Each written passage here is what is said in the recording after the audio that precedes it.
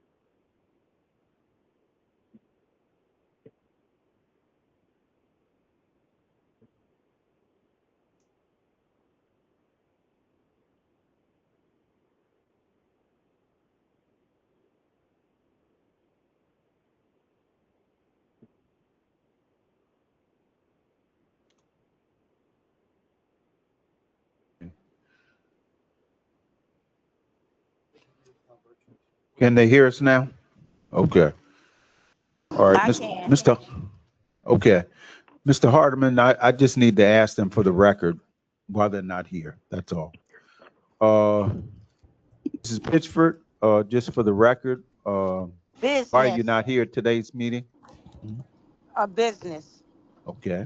Thank you. Mr. Elliott, same Hey, thing? good afternoon, everyone. I'm in Richmond. Apologize for not being there. Had a personal emergency with some leaking in the house and needed to be here. Yes, sir. Sounds like a very good reason for you both. Okay. All right. Well, there is a motion and a second. Mr. Hardeman made a motion for their admission to the meeting. I believe that Mr. Parker seconded uh, Mr. by roll call. Mr. Carter, if I may. Yes, sir. I believe Commissioner Lewis is online as well. Okay. Yes, I am. Commissioner Lewis? Yes, Okay. yes, sir. All right, sir. I just need for the record why you're not here. That's all. I am driving um, to another meeting, so I am in Richmond, and I'm headed to another meeting, but I'll stay on this one until I get to the second meeting. All right. Well, please drive carefully. I All will. right. Safe travels to your destination. All right. Uh, we do have a motion on the floor, and it's seconded by roll call. I'd like the admission of Commissioners Pitchford, Elliott, and Lewis to be admitted to the meeting. Mr. Jackson? Aye. Mr. Parker? Aye. Ms. Brody? Mr. Johnson? Mr. Johnson? Hello? Okay. All right. We'll skip. Mr. Johnson? Okay. All right. Okay. I believe that's it. All right. And the ayes have it. The commissioners are added to the meeting. Thank you. With an abstention from Mr. Johnson. Yeah, or a no vote. All right. Mr. Chair. Yes, sir. Thank you. So at this time, we're going to turn our attention to the approval of our our minutes from our regular board meeting of April the 16th, and then also our April the 2nd special board meeting. Are there any other questions, comments? Yes, sir. Special meeting minutes, because the motion to come out of closed session carried unanimously. All right. We have a motion on the floor by Mr. Hardeman. Do we have a second? There's actually a correction. Oh, there's a correction. I'm sorry. Yeah, Mr. during the special meeting on the 2nd. Yes, sir. I'm sorry, Mr. Commissioner Hardeman, Hardeman, can you turn your mic on, please? Thanks. Thank you. There.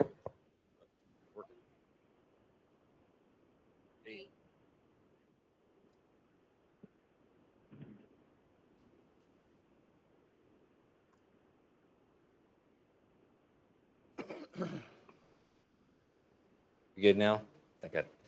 Just there's a note in the minutes that I voted no on the motion to come out of closed session, but the actual where it says that the motion carried unanimously, it need to reflect that there was a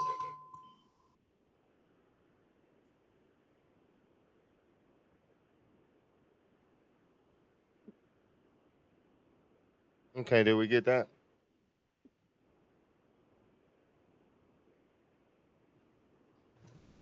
Sure. On the special meeting minutes, the vote for coming out of closed session just needs to reflect that I voted no on it. There's a note at the bottom that says that, but the vote should reflect that as well.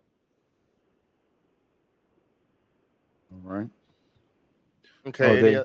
Any other questions or comments in regards to the minutes? Mr. Chairman, I make a motion that we accept the minutes with the change that Mr. Hardeman indicated just now going forward. All right, we have a motion by Mr. Parker for approval of the minutes with the edit to the special meeting by Mr. Hardeman, and a second by Mr. Hardeman. Okay. All right, let's take a vote. Mr. Jackson, Aye.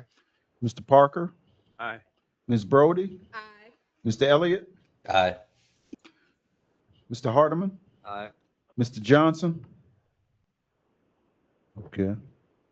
All right, no, Aye. no vote. Mr. Lewis, Aye. Ms. Pitchford. Aye. Okay, the ayes have it, except for Mr. Johnson, just no vote. Okay. All right. Continuing to move along, we're now at the citizens comment period.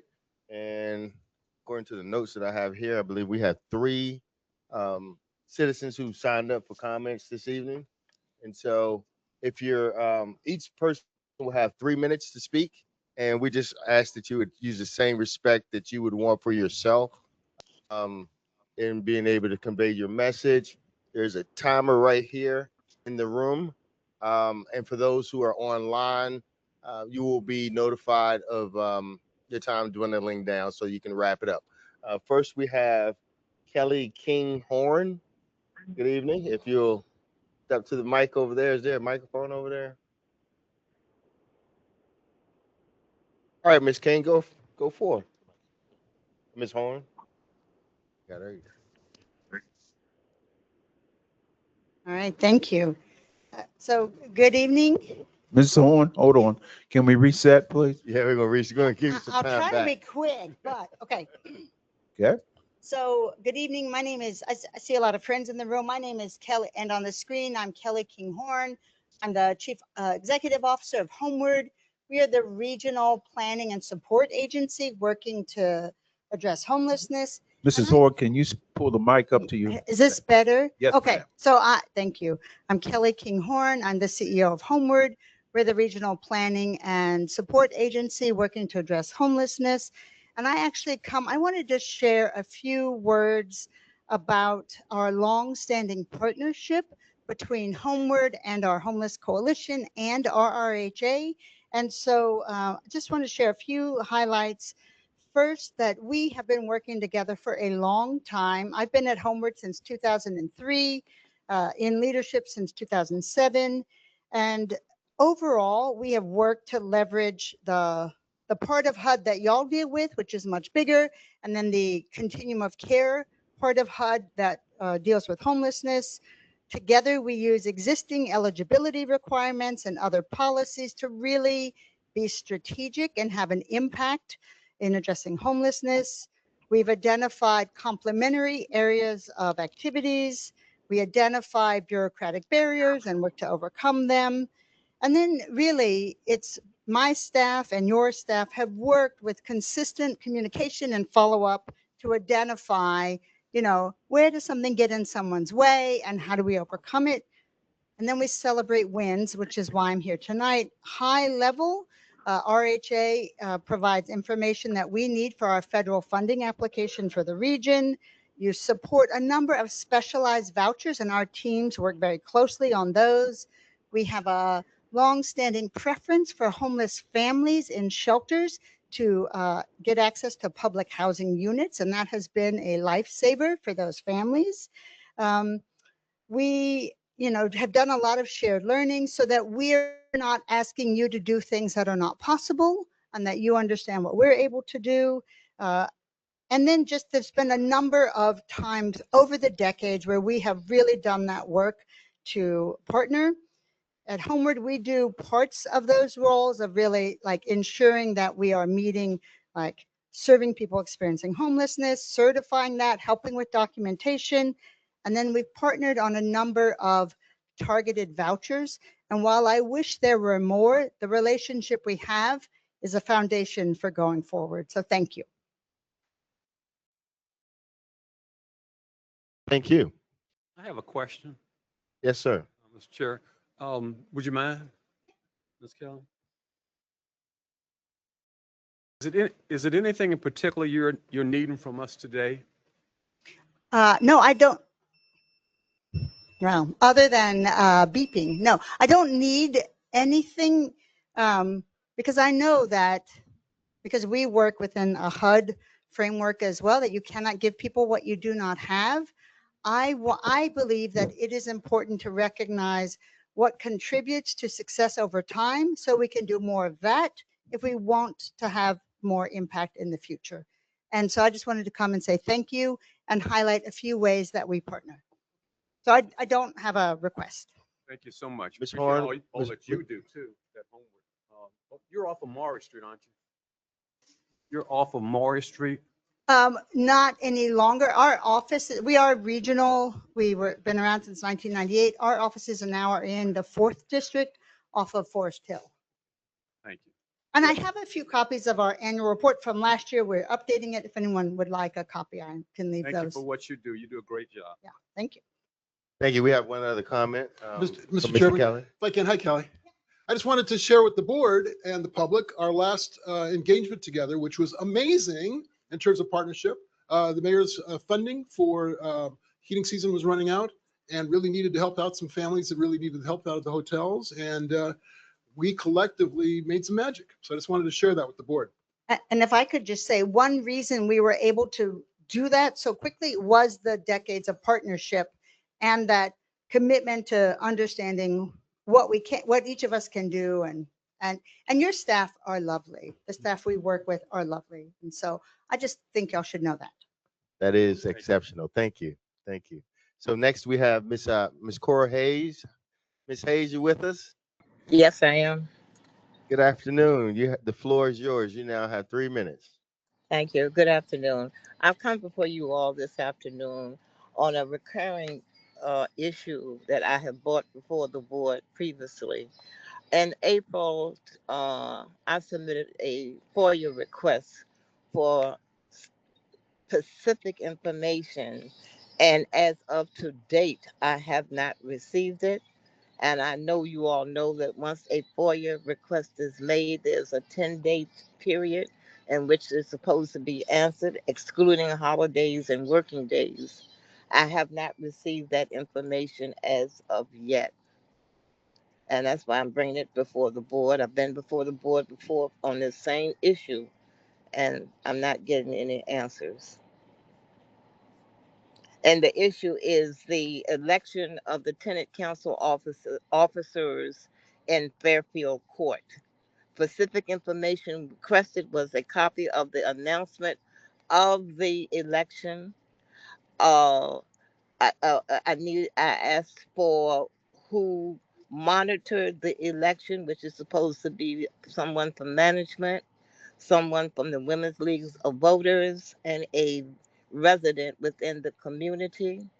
I asked for a copy of the elections results, and I have not received anything, nothing.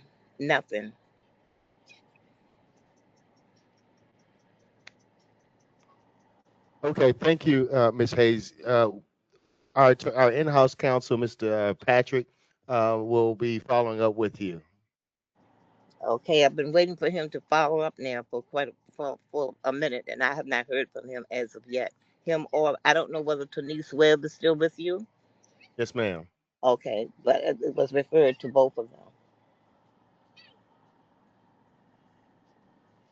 Yes, ma'am. It's duly noted, and I assure you, follow-up will happen. Okay, appreciate it. Thank you. Yes, ma'am. Next, we have Mr. Sam Brown. Mr. Brown, are you with us this evening?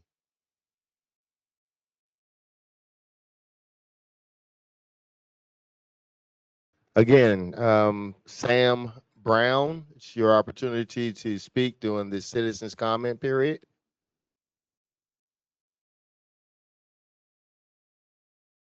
All right, one last time for Mr. Sam Brown before we move on. Okay, doesn't seem like Mr. Brown is with us currently. So our next item is the chair updates, and I just want to say thank you. Always a delight to extend thank you to the staff for all of your tireless efforts to provide us data, to give us the tools necessary so that we can utilize our collective thinking and specialized skills to help navigate this ship. Um, if you were not able to attend, it is or should be coming to our YouTube site so that you can reflect on what it was we discussed. It was good, robust conversations, good input, not just only from the commissioners but staff as well. I think we've got a good piece of work, a good body of work, looking at our 5-year strategic plan as well as the introduction of a more formalized um, set of focuses for the board of commissioners. Really, is nothing much new. It's just again more formalized, and we have introduced that, which aligns very well with our 5-year strategic plan. And so, with that being the case, again, a big thank you. All right. So next on our list, we have comments from our CEO and agency updates. Thank you, Mr. Chairman. I'm going to try to get through mine as quickly as possible. The first item on the agenda is a resident and community engagement. We're going to keep this on the agenda so that we bring our community events that we do on a monthly basis to the board and to the public that is watching. And we have today, we'll give an update from Rob Stuckey.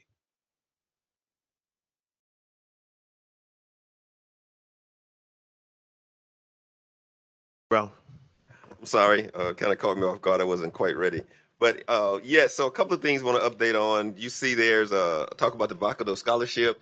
I did mention last month that we had a winner, a student who competed across the state and actually won that Vacado Scholarship. He'll be going off to college. But also, I just want you to note all the commissioners and team that on July 23rd, 2026, which is a Thursday, we will have our village celebration where we recognize students that we're sending off to college and other high school graduates who have accomplished sometimes the impossible. So that's going to be at Virginia Union University Living and Learning Center. So save that date for that event. Also, my colleague Wanda Daniels wanted me to thank all the commissioners who actually have donated, as well as some of the staff. And know, Mr. Nesmith, that you're still on the hook for that $1,000 annual donation to the scholarship program for those kids. And we thank you for all that you've contributed in the past. And we still would like to, we have a scholarship that we give out. We would like to also give out a commissioner scholarship. So we would love to take donations from the commissioners for that scholarship.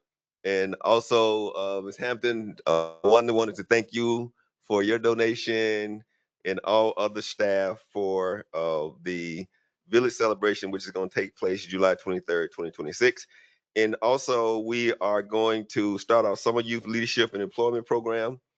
So we're in the process now for doing that for our summer, for kids for the summer, keep them busy. And we also will be doing e-gaming with them as well. Also, I think Mr. Nesmith wanted me to talk about the community job fair that we held in Hillside Court on May 14th, 2026 for our families, for our adults. And we had 165 people to attend. We had 9 employers, as well as 5 resource organizations to provide resources. We had GRTC. We actually had a healthcare service, Angel for Life, who does CNA, PNC, workforce training. FedEx was there, as well as Bridging the Gap, also provide workforce services. And on this spot, there was a total of 9 people offered jobs at that job fair, which is a great success. And we're looking forward to others. We're waiting to hear back from our supporters, but also want to give a big shout out to J&G Workforce. They have been our partner for 8-9 years, and they have been doing this with us for the last 3 or 4 years in Hillside, and they do a majority of the heavy lifting, and also they give sponsorship and practically put resources into everything. So they've been a great partner for us. We certainly appreciate that. But those are the ways in which we're engaging our families and continue to move the needle forward. Any comments or questions from any of the commissioners on that report? No comment about that commissioner scholarship. Actually, I do, Mr. Chairman.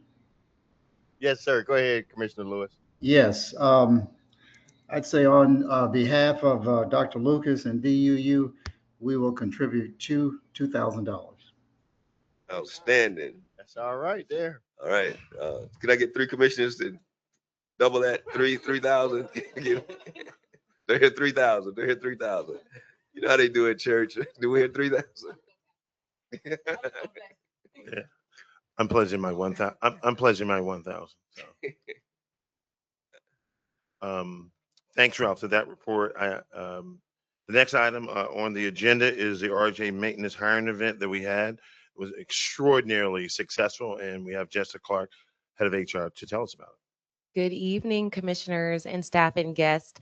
Yes, last month, April 21st at Fairfield Community Center, we hosted a maintenance hiring event. This hiring event was something new. We introduced a new concept. We featured a new way of interviewing our maintenance positions. So as you all know, when we do an interview, it's typically a Teams call, maybe in person, but for our maintenance roles, there wasn't previously an opportunity for them to demonstrate their skills. So what we wanted to do was we kind of took this idea from another housing authority, but we wanted to give our candidates an opportunity to demonstrate their skills, have a really hands-on interview because it's a hands-on job. And so we were able to revamp our interviewing and hiring process, and we rolled that out with this hiring event. It was a lot of fun. The staff were really excited about it, and the candidates seemed to have a great time as well. They were able to go into our units. They were able to tour a recently vacated unit as well as a unit that was ready to be filled. So they were able to really have a better idea of what they'd be getting into if they were to join us as an RRHA maintenance employee. So we were able to make 2 hires from that event, which is really exciting. Qualified candidates came with certifications and great skills, and they came ready and excited to work, knowing exactly what they'd be doing. They got experience taking a look at our ION radios, which is something that our maintenance staff utilize every day. So great hiring event, very excited, and I know our staff are looking to do more events with that structure going forward. Phenomenal. Absolutely. Next item on their agenda, and I believe, Ralph, you already reported on that, was the community job fair Hillside. So you did that, right, Ralph? We can skip that one. Next item on the agenda is the emergency housing voucher funding sunset. I send out an email to all of the Board of Commissioners with regard to this issue. I don't know if Ms. Fatima is joining us virtually. Are you there virtually, Fatima? I am reporting out for Fatima. I'm sorry, I can't hear you. I am reporting out for Fatima. Please proceed. Okay, the Emergency Housing Voucher Program was established in 2021 to assist individuals and families experiencing homelessness. The program has always been temporary in nature with a scheduled end date of December 31st, 2026. It was never intended to be a permanent program. Currently, 54 families will be affected by the closure of the program. As we approach the sunset of the EHV program, we have notified all participating families and landlords through email, postal mail, participant and landlord portal notifications, and text messages. To assist with this transition, we are offering 2 in-person informational sessions for participants on Wednesday, May 27th at 11 a.m. and 3 p.m. at 918 Chamberlain Parkway, where we will attempt to address questions and concerns. Additionally, 1 virtual informational session for landlords will be held on Friday, May the 29th at 10 a.m. Reminder notices were sent on Monday, May the 18th, and the second reminder will be issued on Monday, May 25th. We are actively exploring ways to assist affected families during this transition, including the possibility of placement in public housing. For disabled adults between the ages of 18 and 61, we are exploring potential transitions to mainstream voucher program. However, we are currently experiencing a funding shortfall and are awaiting guidance from our HUD shortfall coach regarding the availability of funds to support these transfers. We have also reached out to our HUD VASH partners at the VA to determine whether any veterans currently participating in the EHV program may be eligible for referral and assistance through the HUD VASH program. In addition to that, our current Housing Choice Voucher Program is also experiencing a funding shortfall. Therefore, we are unable to absorb the EHV families into our baseline voucher program at this time. Finally, we have added a preference for EHV families within our administrative plan for the public housing and project-based voucher waiting list, which is currently out for public review. Any questions from commissioners on that report? Questions? I have one question. What is the sunset date on that as far as that? December 31st, When is that? 2026. I'm sorry. December Uh-huh. 31st, 31st. 2026. Yes, Okay. And sir. how many families do you have? 54. And how many do you see in a critical state of jeopardy? 54. And the reason being is because these families were already homeless when they came into this program. And what are your options? Well, we are looking to either put them on our HUD VASH if they're veterans. We're looking, if they're 18 to 61, to put them in the mainstream program, but we're waiting on monies from our shortfall coach at HUD to let us know that we can sustain these families. We also have put out an admin plan for public review to put these families atop of the waiting list for project-based vouchers and public housing. And all of these are kind of a long-term issues, aren't they? The other programs, yes, sir. Well, Didn't hear you. I think she heard me. Okay, thank you. You're welcome. And Mr. Chair, I may add is that we also, what we're doing creatively, which Elaine just mentioned, in addition to that, we work just recently cooperated with Mary Vula's team and helping out about 17 homeless folks. I think that was a great effort and partnership. And I think you, Chief of Staff, were you not, you'd like to say a few words about that? No, or you can? Okay, good, good. Next item on the agenda is the annual plan update from our Chief of Staff, Kim Cole. So this is just a carryover to what Ms. Elaine provided in terms of an update of what's going on with EHVs. Because it's considered a significant amendment to our annual plan, the addition to the EHV transition preference, we've had to go back out for public comment. So go back out, we extended our public comment period. So now it ends July 1st. And we have rescheduled the public hearing for July 1st as well. So it gives the public an additional amount of time review the changes. But because of that, I just want to let the board know that we have extended the period for public comment and rescheduled the date for the public hearing for the annual plan. Any questions?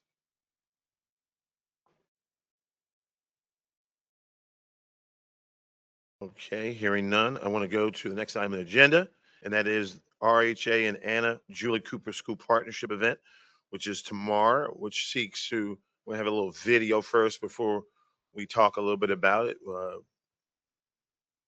Words, pictures or speak 1,000 words, and this is one of several videos we hope to show tomorrow, showcasing our partnership with the school and expanding their K-8 education programs specifically for public housing residents. As this is being teed up, hit play whenever you can, but I'm gonna give a couple. Here we go.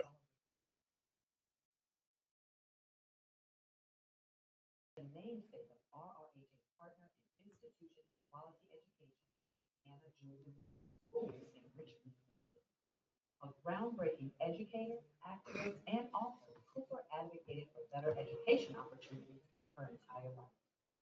RRHA proudly continues that legacy by expanding access to education through our partnership with AJC, educating and empowering the next generation. Watch us win. As I say, we're going to celebrate tomorrow. What a phenomenal partnership. And we're going to, that they've been spending all these years providing private education to our public housing residents. And it's high time that we do celebrate. And that's what we're going to be doing tomorrow. We're also going to be fortunate to have one of our own commissioners is going to be highlighted for to say a few words. That is Commissioner Brody. She's had some children that have currently matriculating and those that have gone through that school. It's a great partnership. And Chair Jackson, this is a outgrowth from when you were chair of the real estate committee. You said, let's find some what you call project opportunities where there is a compelling community service that nonprofit may be providing to the community. And well, we say that this is definitely one of those compelling community service and benefits to the community. And we decided that it was high time that we sold this at a steep discount to the school because of its mission. This project's been sitting around when I first arrived. And when I first arrived, Desi showed me this project and I'd visit with them. But with all the things that we do and we get busy with all the time, we thought this was high time. And so we're looking forward to a great day to strengthen the partnership. And we look forward to hearing from Commissioner Brody tomorrow. Any questions about this particular great event? No, look forward to it. And again, if you're available, commissioners or staff, well, let me not speak on staff. I'll get anybody in trouble. But commissioners, if you're available, feel free to come on out and watch our very own Commissioner Brody speak from the heart. And looking forward to it. Thank you. Next item on the agenda is a big victory yesterday evening for RRHA and all of our partners. Yesterday, we gave testimony. I did so with our partners, our developer, TRG, and our team. After our presentation before the City Planning Commission, I want to first thank Mayor Vula. We spent a significant amount of time with his team and also with President Newbell. And we sat down and we made sure that what was being considered there was called the preliminary community unit plan. Had some debate, but we got a unanimous vote. Now on to City Council next Tuesday. And I want to thank Sherelle in particular. We got hit with a couple of hard questions and I knew where to go direct immediately. And I went to Sherelle Hampton and she just stepped up like a champ and she calmed the waters and we got that unanimous vote. So, and thank you, Chair Jackson, for being there. We had lots of folks. Commissioner Brody, thanks for being there and giving support as well. So it was a great day and we're going to continue to move forward. So that's it on that one.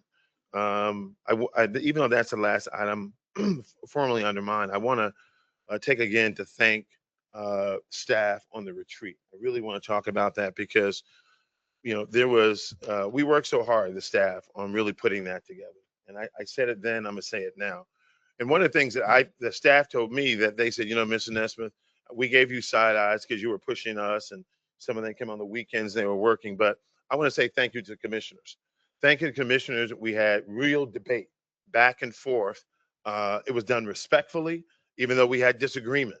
And I just thought that that was a really, really great thing to witness, really debating all the issues. I'm glad I had nothing really, I was not on the agenda, so I was happy about that. But it was really great to see the commissioners debating back and forth in a respectful way. And I think that what we're going to produce, I think, is a document. We got to go out to the community. We got to go to our resident advisory board, and there's more to come, and has to come back to you. But I think ultimately, and thank you, Chair Jackson, for pushing us, because you were pushing us, but I got the side eye from the staff. You didn't. They were working on the weekend. But so that's all I want to say. Again, thanks for the staff. And that's it under my reports. I think we move to committee reports. All right. Well, thank you for the CEO updates. And again, retreats are great. The unfortunate part, I know your staff works hard. I feel like I see you all a lot, and that's not a bad thing. But I see you all a lot, and got a lot of work coming out. All right. So next we will have committee updates, starting with the real estate committee, and we'll hear from our chairman of that committee, Vice Chair Parker. Yes, good evening, Commissioner Jackson and staff and also commissioners. I'm going to leave this with Ms. Sherrill.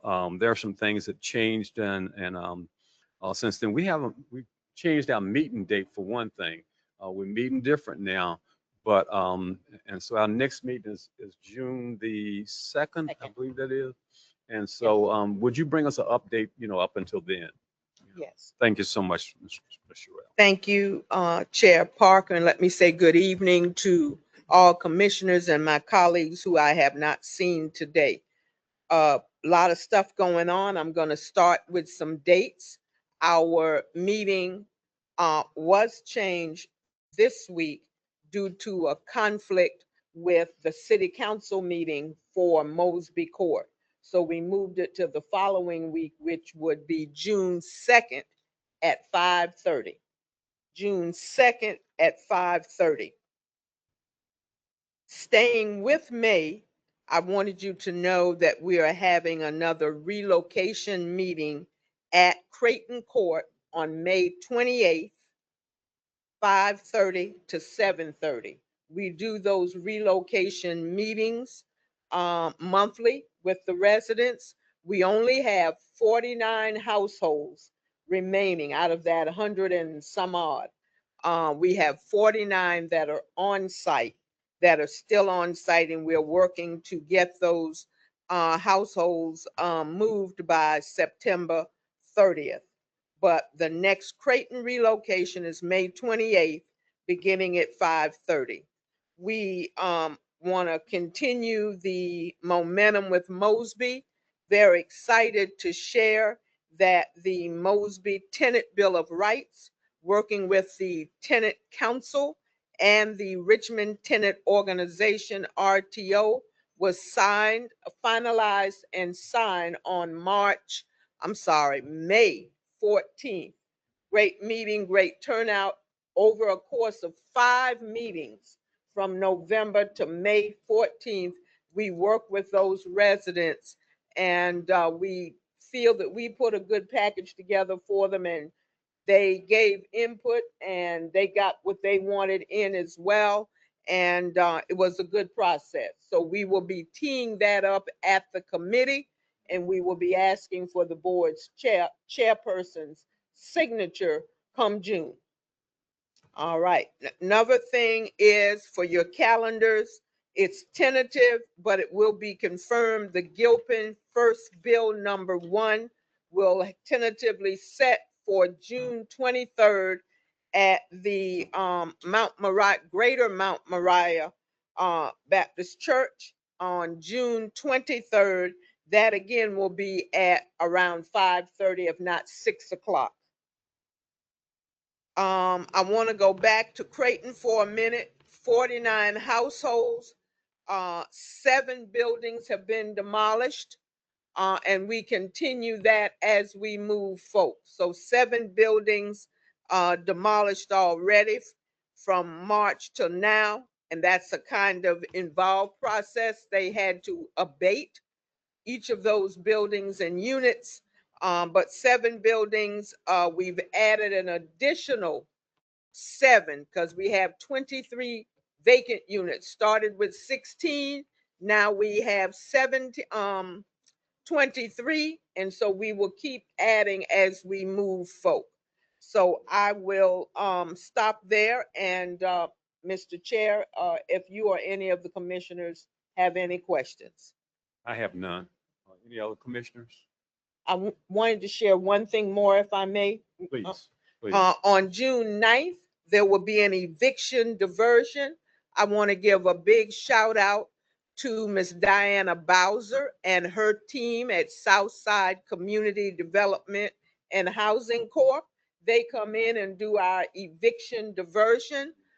So far, it has been a little over $7,000 that folks have gotten some of their back rent that was owed, and I think it's a great program, and we will be holding June 9th from 1 to 4:30, and it will be again for any leftover from Creighton, but it will be Whitcomb and Fairfield and all of Mosby, the 3 Mosby sites. We'll be coming to that. We hope in the future we can do one at Gilpin, and I'll continue the team working with other staff here will continue to kind of hold these throughout the remainder of the year. So we're really excited that folks are being able to get that assistance. Perfect. Perfect. Thank you. That's good. Thank you. Thank you. Thank you.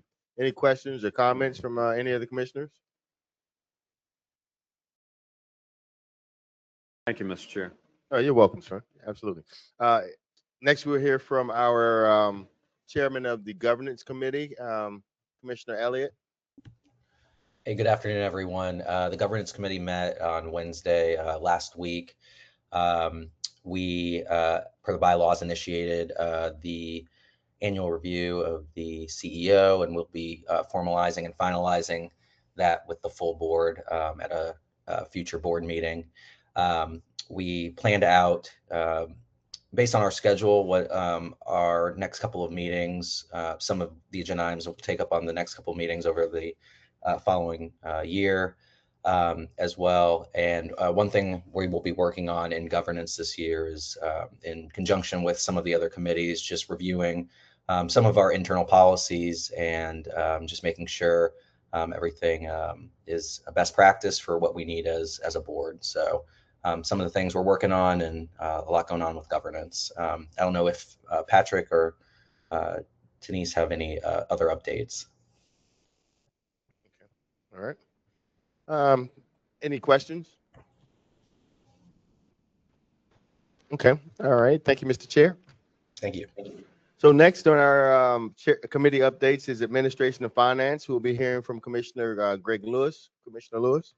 Yes, sir, Mr. Chair. I'm going to make a couple of comments first and then ask the CFO to review the financials. But we met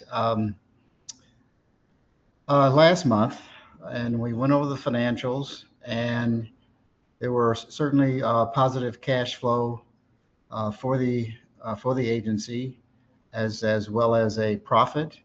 And I think any organization that can say that there's a profit and a positive cash flow signifies that the organization is in good financial shape. So with that, Mr. CFO.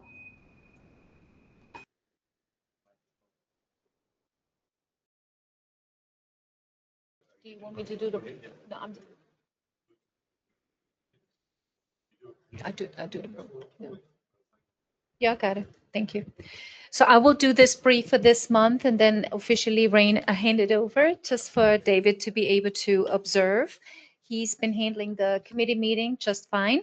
So for this brief, the financials are for the month of March, and I have to note that for the month of March, every program is doing better than budgeted, except the public housing program, and I will get to that note. Okay. So everybody is kind of moving and doing better than projected in the budget.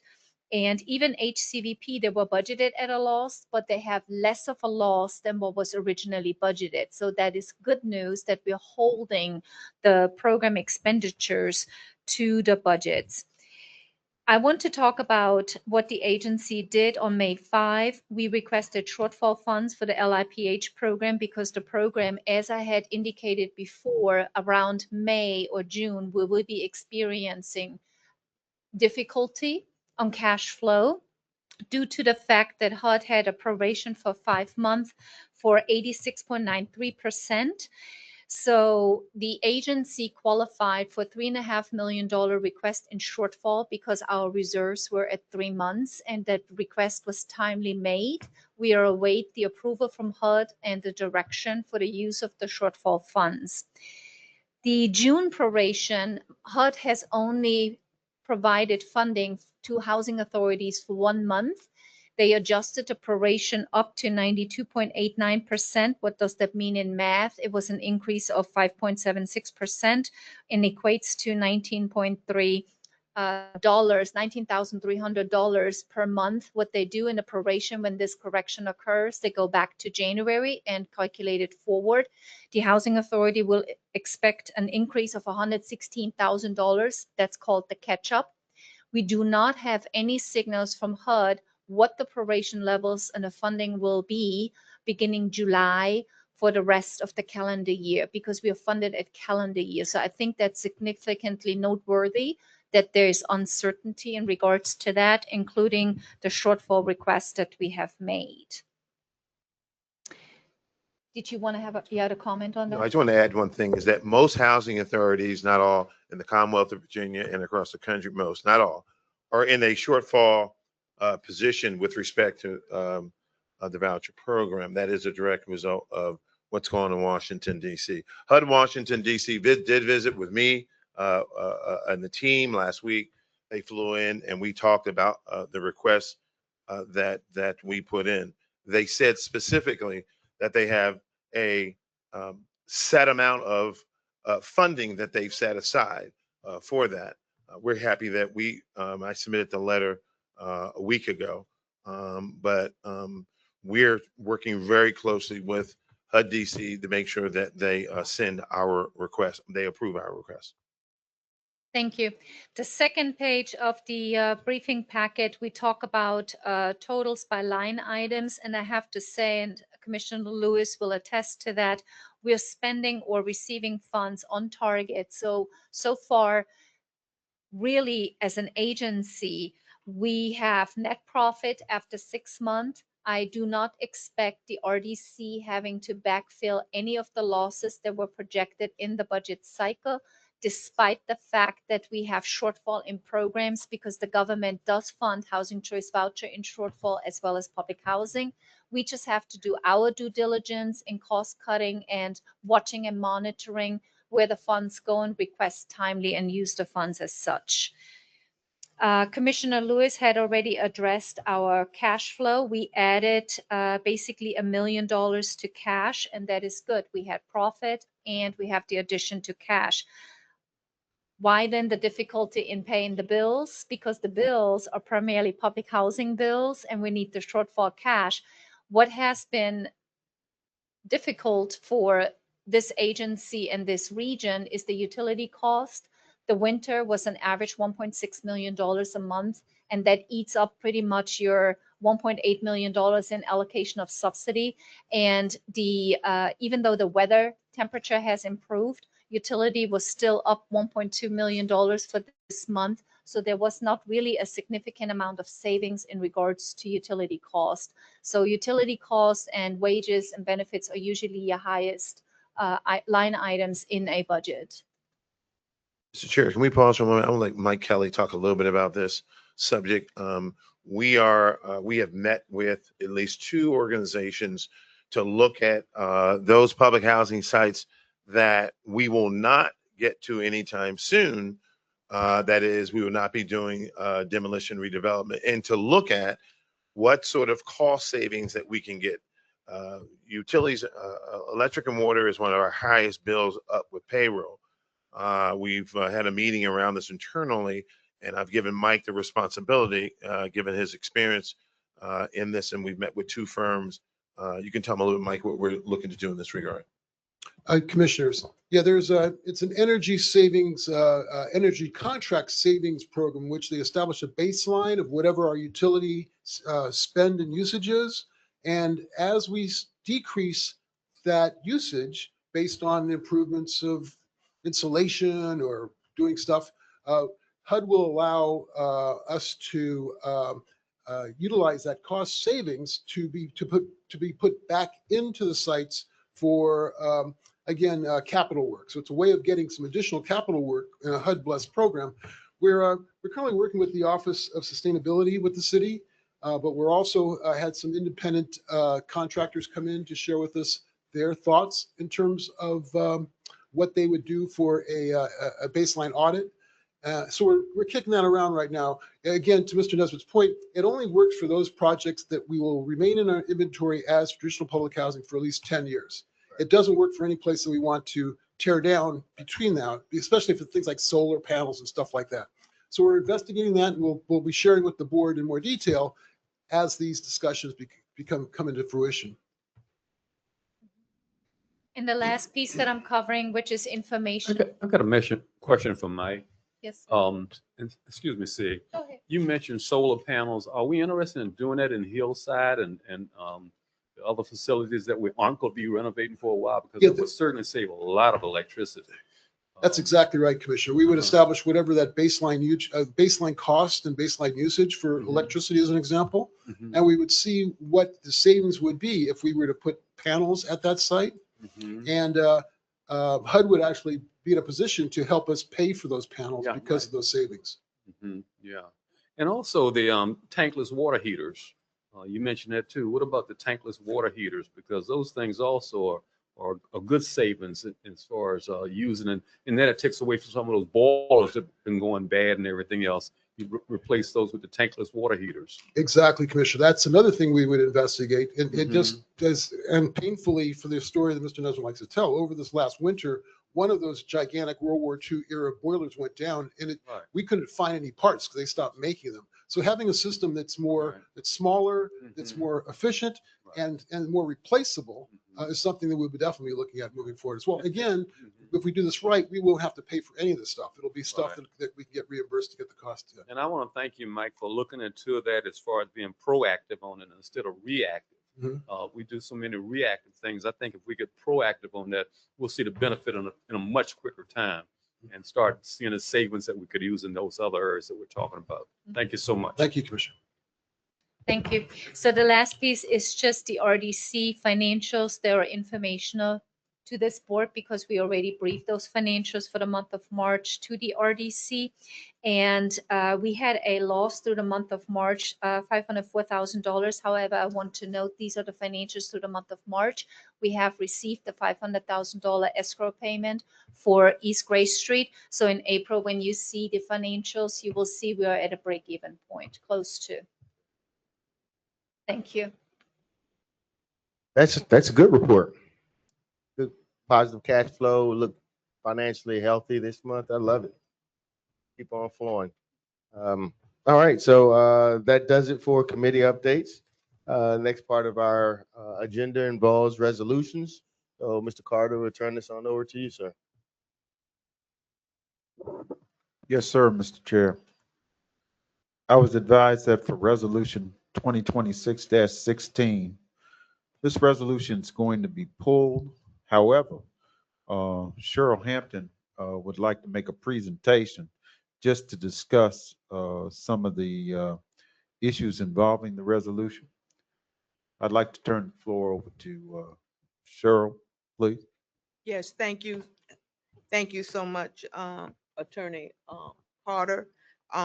Mr. Chair and Commissioners, as you are aware, the selection of the Faye Tower co-developer was brought to the Real Estate Committee last month. And since that time, we have had a development where that developer, co-developer has withdrawn. Working with our procurement department, we followed procurement policies, and we are now asking that you return the matter to the Real Estate Committee so that that committee can review and consider the next respondent with the next highest score. So we're asking that this be remanded to the Real Estate Committee coming up on June 2nd for review and consideration according to our procurement policies, that you review and consider the next highest respondent to that RFP. So that is the request, and I turn it back over to you unless there are questions. Do any of my colleagues have a question in regards to, does everyone understand that the RFP award winner for the Faith Towers project has rescinded the offer? And according to protocol for procurement, the request is being made of us to send it back to the Real Estate Committee for consideration of the second highest pointed winner. So what do we need to do there, sir? Mr. Chair, what I suggest here is, as I'd mentioned earlier, we're just going to pull the resolution or withdraw it. And hopefully within the next few months, the Real Estate Committee will approve a resolution to be brought back to the board for approval. Okay, all right. So then we move on to the next item. Okay, let's go to resolution 2026-17. Actually, it's my understanding that actually we need to go into closed meeting to discuss this resolution before it will be voted on by the board. So I ask that we just pause for a moment, and I'd like to read a motion for us to go into closed meeting. Mr. Chairman, I move that we go into a closed meeting to consult with the legal counsel and staff about actual litigation involving a federal class action lawsuit that is, if briefed in an open meeting, would adversely affect the negotiating and litigation posture of the RRHA as permitted by section 2.2-3711A7 of the Virginia Freedom of Information Act. Can we have a second? All right, second by Mr. Hardeman. All right, a vote by roll call. Mr. Jackson? Aye. Mr. Parker? Aye. Ms. Brody? Mr. Elliott? Aye. Mr. Hardeman? Mr. Johnson? Mr. Johnson? Okay. Unfortunately, we have a no vote again. Mr. Lewis? Aye. All right. Ms. Pitchford? Ms. Pitchford, you're on mute. Ms. Pitchford? All right, well, we do have sufficient votes to go into closed meeting. Aye. Okay, all right. Thank you, Ms. Pitchford. All right, we are in closed meeting. Thank you. This conference will now be recorded. All right, I'll be reading the certification. Whereas the Board of Commissioners of RRHA convened a closed meeting on this date pursuant to an affirmative recorded vote and in accordance with the provisions of the Virginia Freedom of Information Act. Whereas Section 2.2-3712D of the Code of Virginia requires a certification by the board that such closed meeting was conducted in conformity with Virginia law. Now therefore be it resolved that the board hereby certifies that to the best of each member's knowledge One, only public business matters lawfully exempted from open meeting requirements by Virginia law were discussed in the closed meeting to which this certification resolution applies. And two, only such public business matters were identified in the motion convening the closed meeting were heard, discussed, or considered by the board. May I have a motion for approval, please? All right. The motion is by Mr. Hardeman, Second. and it is seconded by Mr. Parker. Okay. By roll call, Ms. Brody, Mr. Elliott, Aye. Mr. Hardeman, Mr. Jackson, Aye. Mr. Johnson. Okay. Mr. Parker, Aye. Mr. Lewis, Aye. Ms. Pitchford. Ms. Pitchford, are you still on? Aye. All right. Okay, the ayes have it. We're out of closed meeting. Thank you.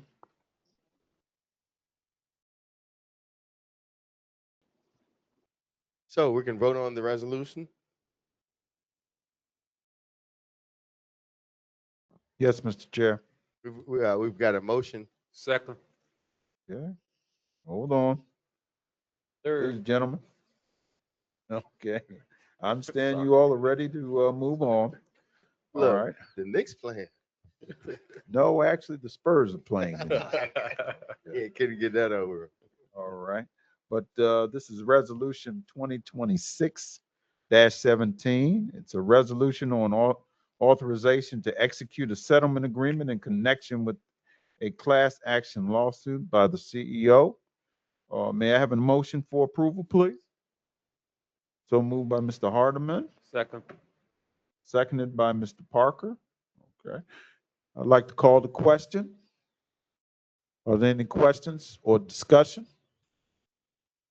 All right, there are none. All right, let's go through roll call, please. Mr. Jackson, Aye. Ms. Pitchford, Ms. Pitchford, Fell off. okay.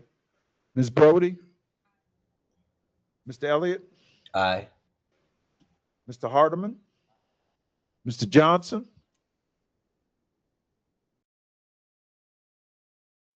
Mr. Lewis. Aye. All right, Mr. Parker. Aye. All right, the ayes have it. The resolution is approved. Thank you. All right. Well, with that being the case, unless there are any other questions or comments, there being none, this meeting is adjourned and everyone have a good evening. Thank you. Yeah, man. That's good. No. Last night I was with these boys. They always ate something last night over at the zone meeting.